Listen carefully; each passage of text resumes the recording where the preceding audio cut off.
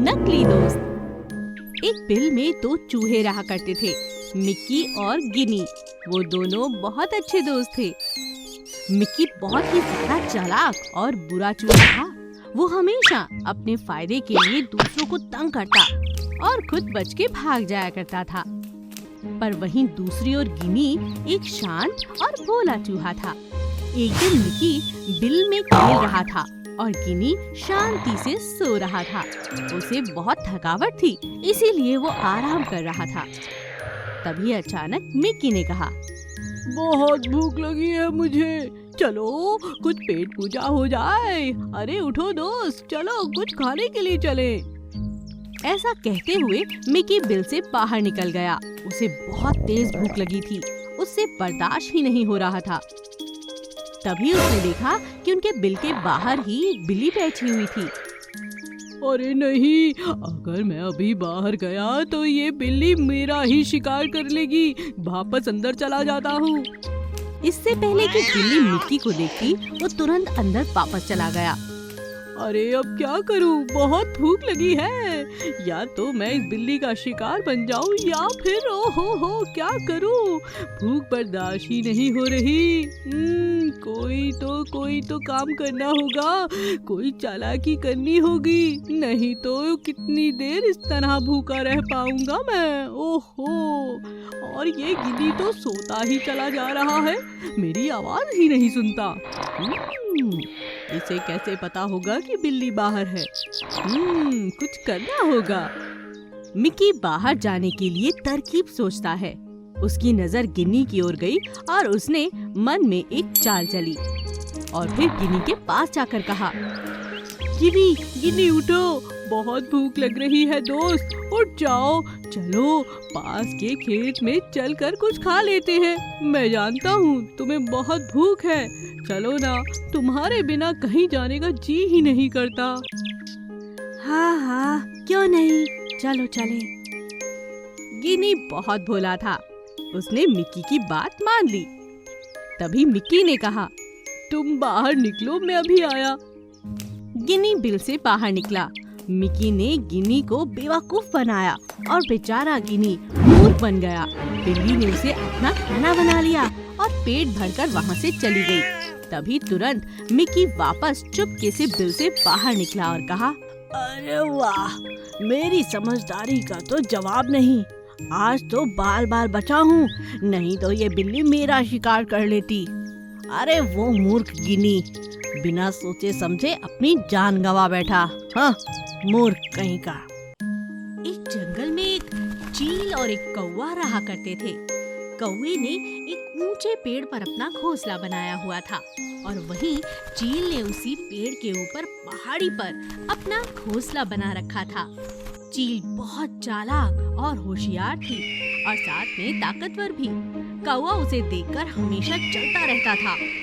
यह चील दिखने में तो मेरे जैसी ही है, लेकिन है बड़ी चालाक और होशियार। मुझे भी इसके जैसा बनना है। एक दिन वो कौवा हिम्मत करके चील के पास गया। चील जी नमस्ते। कौन हो तुम और यहाँ क्या करने आए हो? चील जी, मैं पहाड़ी के नीचे उस पेड़ पर रहता हूँ। मैं आपको रोज शिकार करते देखता हूँ। मुझे भी आपकी तरह ताकतवर बनना है। अपनी ताकत का राज मुझे बताइए। चील ने हंसते हुए कहा, अरे कोई राज नहीं है, तुम बस मुझे शिकार करते देखा करो और वैसे ही करना शुरू कर दो। बेवकूफ कौवा चील की बातों में आ गया। एक दिन चील और कौवे को एक खरगोश दिखाई दिया। चील ने ऊंची चट्टान से उड़ान भरी और तेजी से उड़ान भरते हुए उस खरगोश को दबोच लिया और अपने पंजों में उठाकर उसे घोंसले में ले जाकर खाने लगी। कौवा यह देखकर हैरान रह गया और चील की नकल करने लगा। कुछ दिन चील की तरह उड़ान भरते भरते कौवे ने सोचा कि वो भी चील की तरह ताकतवर बन चुका है। एक दिन वो अपने पेड़ के ऊपर अपने घोंसले में बैठा शिकार की तलाश कर रहा था। तभी उसे एक खरगोश दिखाई दिया। आज तो मैं चील की तरह शिकार करके ही रहूंगा। अभी इस खरगोश को पकड़ता हूँ। कौवे ने चील की तरह पेड़ के ऊपर ऊंचाई से उड़ान भरी और खरगोश को पकड़ने के लिए चल पड़ा। लेकिन खरगोश ने कौवे को अपनी ओर आते हुए देख लिया। अरे भागो भागो भागो, पहले कि कौवा खरगोश को पकड़ पाता, खरगोश वहाँ से भाग गया। लेकिन इससे पहले कि कौवा संभल पाता, बहुत देर हो चुकी थी और कौवा चट्टान से टकराकर बुरी तरह से घायल हो गया था। मुझे अब चील नहीं बनना, मैं कौवा ही ठीक हूँ। ना मैं चील की तरह उसकी नकल करता और ना ये हाल होता। मैं सच में मूर्ख हूँ, बहुत बड़ा मूर्ख। चील यह सब देखकर जोर जोर से हंसने लगी। हाँ, तुम मूर्ख हो, अब तो तुम्हें समझ आ ही गया होगा। चील बनना तुम्हारे बस की बात नहीं। एक जंगल में हाथियों का एक झुंड रहा करता था। उसका राजा अप्पू बहुत ही समझदार और ताकतवर हाथी था। वे सभी हाथी बहुत खुशी खुशी उसी जंगल में रहते थे। हाथियों का सरदार अप्पू हमेशा अपने हाथियों को अपने छोटे जानवरों की देखभाल करने के लिए कहा करता था। भाइयों, हम लोग बहुत विशाल हैं। हमें हमेशा अपने से छोटे जानवरों का ख्याल रखना चाहिए ताकि उन्हें हमारी वजह से कोई नुकसान न हो। जी महाराज, हम इस बात का हमेशा ख्याल रखेंगे। हाथियों को उस जंगल में किसी भी चीज की कमी नहीं थी। एक समय ऐसा आया कि लगातार 2 साल तक बारिश न होने के कारण जंगल में सूखा पड़ गया और सभी जानवर जंगल छोड़कर जाने लगे।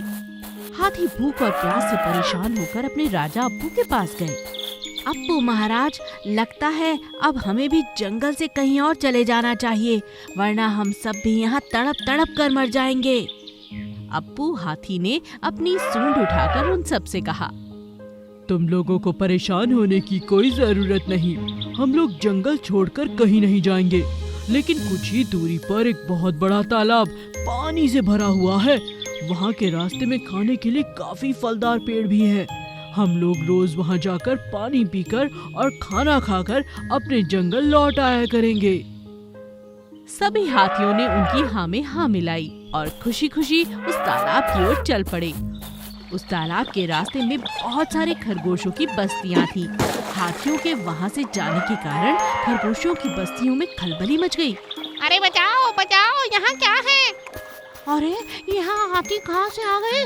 अरे बचाओ, भागो भागो। सभी खरगोश इधर उधर भागने लगे। हाथियों के जाने के कारण कई खरगोश मारे गए और काफी घायल हो गए। शाम को सभी खरगोशों ने एक जगह मिलकर हाथियों से बचने का उपाय खोजने के लिए बैठक बुलाई। खरगोशों के सरदार ने हताश होकर सबसे कहा, दोस्तों, लगता है हमें यहाँ से चले जाना चाहिए।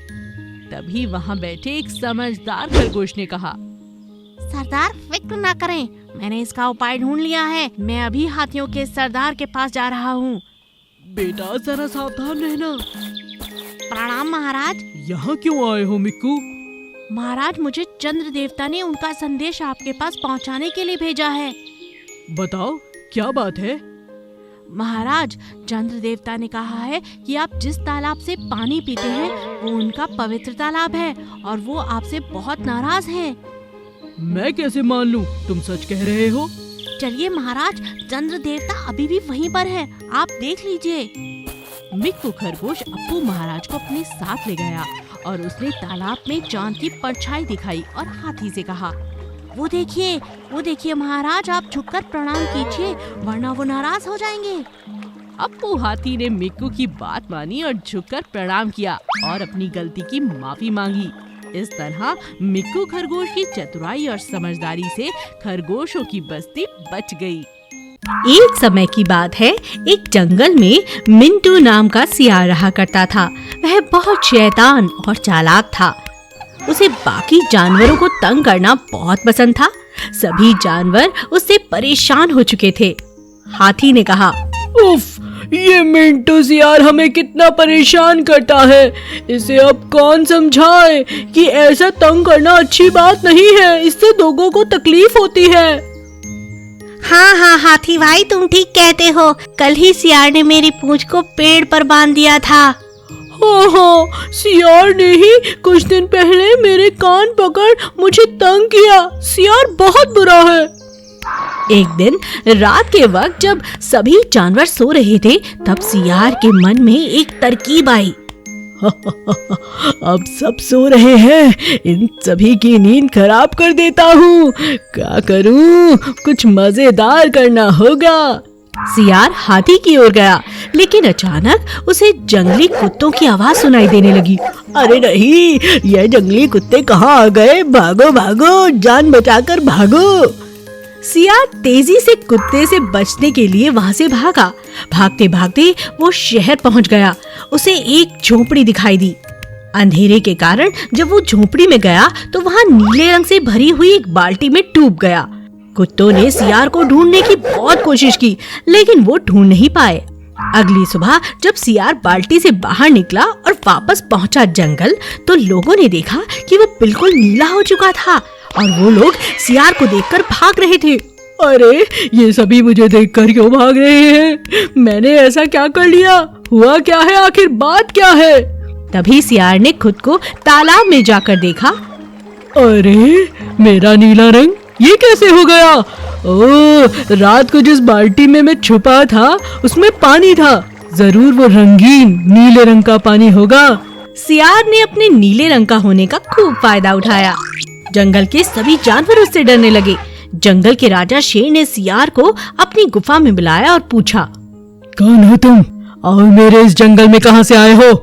शेर महाराज, मुझे ईश्वर ने धरती पर भेजा है। मैं जानवरों की रखवाली के लिए भगवान द्वारा भेजा गया हूँ। शेर ने सियार की बात मान ली और उसे हर तरह की सुख सुविधाएं दी। लेकिन एक दिन जब सभी जानवर सियार की सेवा कर रहे थे, तभी पास ही के एक सियार का झुंड चिल्लाने लगा। नीला सियार यह सब सुनकर रुक नहीं पाया। वो भी झुंड के साथ चिल्लाने लगा। सभी जानवर यह सब देखकर हैरान रह गए। शेर ने सियार की चालाकी समझ ली और उसे पानी में फेंक दिया। सियार के ऊपर लगा नीला सारा रंग उतर गया और जानवरों को पता चल गया कि ये और कोई नहीं, अपना ही सियार है जो नीला सियार बनकर सबको धोखा दे रहा था।